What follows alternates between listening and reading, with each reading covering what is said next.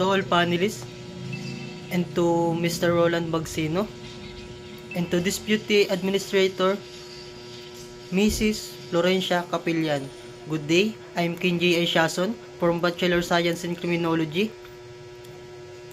This is my proposal study.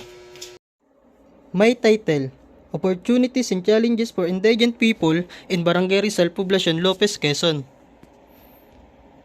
Background of the study. In the Philippines, 6.1% of the population live on less than $1.90 a day, 26% on less than $3.20 a day, and 55.1% on less than $5.50 a day dollar.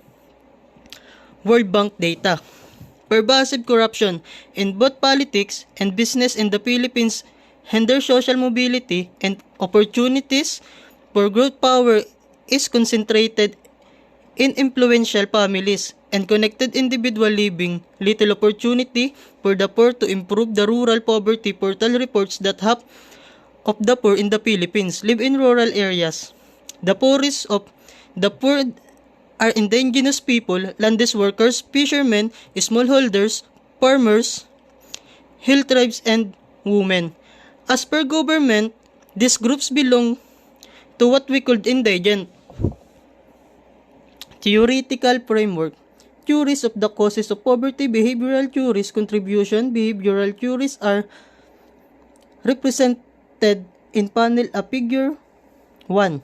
In this theories, behavior is the key mechanism directly causing poverty.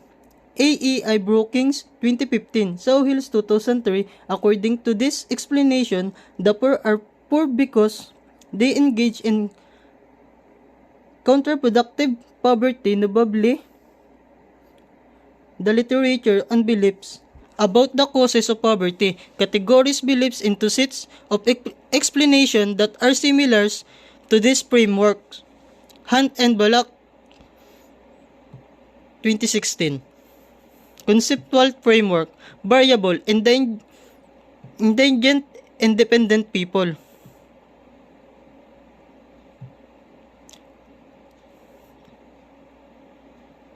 Dependent variable, profiles of the respondents, opportunities and challenges, recommendation to lessen the number of indigent people in the barangay.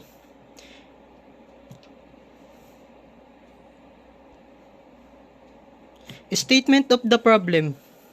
This study will try to answer the following sub-problem. 1. What are the profiles of the respondents in terms of A. Age, B. Sex, C. Highest educational attainment, D. Socioeconomic status. 2. What are the experience of indigent people of Barangay Rizal, Lopez, Quezon in terms of 2.1 opportunities, 2.2 challenges. 3. Is there a significant difference between the profile of the respondents and the opportunities and challenges experienced by the indigent people of Barangay Rizal in Lopez, Quezon? 4. What are the recommendations of the concerned government agencies to lessen the numbers of indigent people in Barangay Rizal? Hypothesis. Who?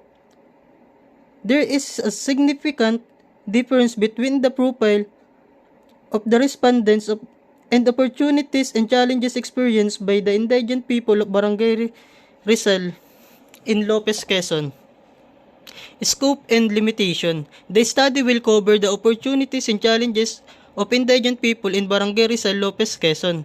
The study is limited to indigent people of Barangay Rizal Poblacion that will serve as the main source of data and the main target of the study. Significance of the study. Definition of term. The following terms are defined operationally. Right, this pertains to decision in life. Height pertains to number of high number of indigent people. Indigent, people who are less fortunate in providing a better life. Opportunities, chances in life that are readily available. Live pertains to life situation of indigent people. review of related theory. An article published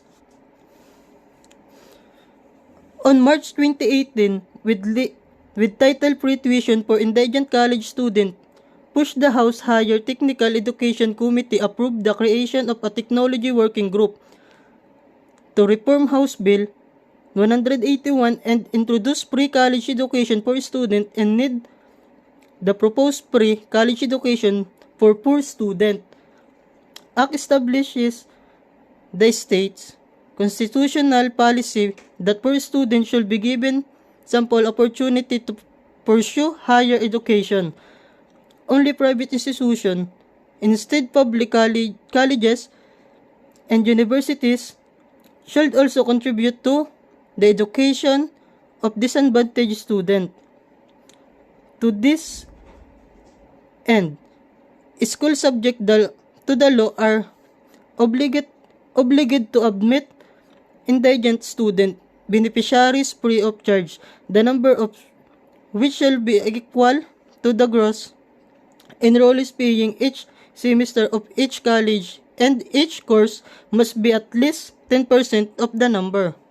Synthesis: the above literature in support in current study provides necessary information about the opportunities and challenges of the indigent people in the Philippines and even abroad. The article and study explain the situation of the respondents of the study and initiate to provide solution in the situation of the respondents in order to secure quality of life. Research methodology, research design.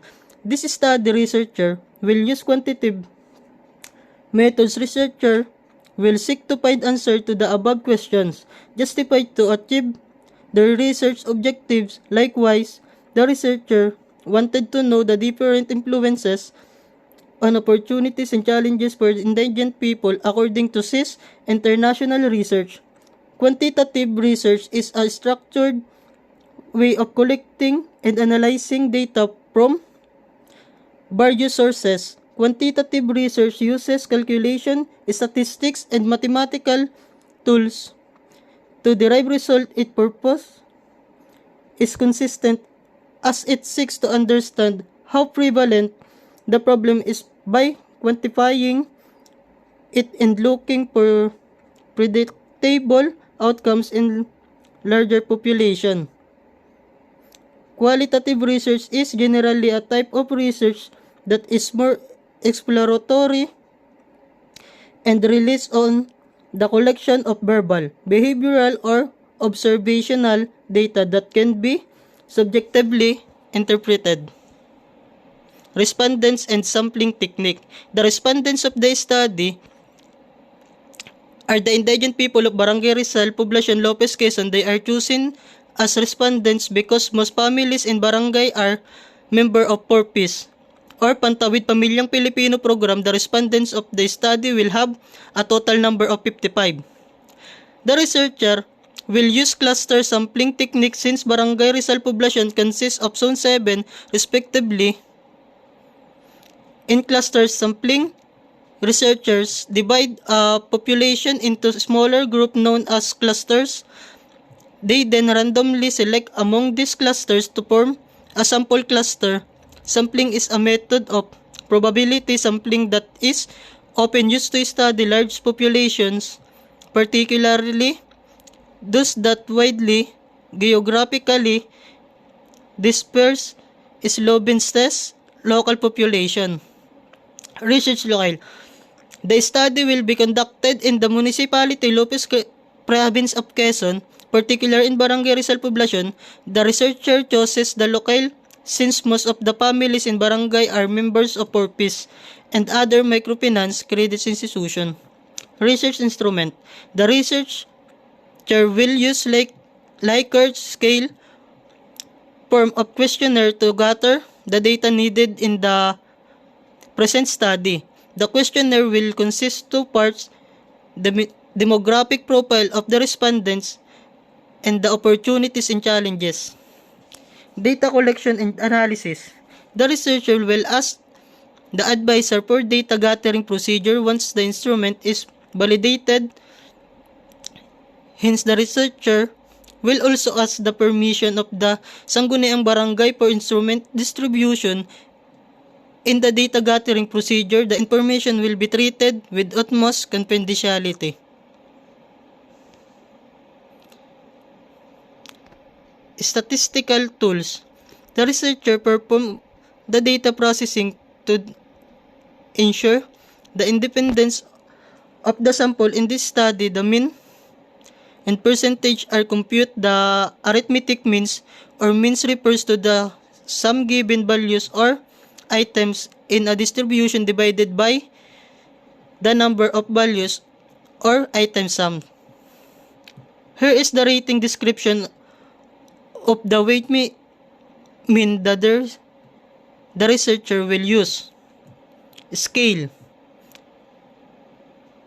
5. Range 4.21 to 5. Verbal interpretation strongly agree. Scale 4. Range 3.41 to 4.20. Verbal interpretation agree. Scale 3. Range 2.61 to 3.40. Verbal interpretation neutral. Scale 2. Range 1.81 to 2.60. Verbal interpretation disagree. Scale 1. Range 1 to 1.80. Verbal interpretation strongly disagree. Once again, I'm Kenji Esiason from Bachelor Science in Criminology, Section B.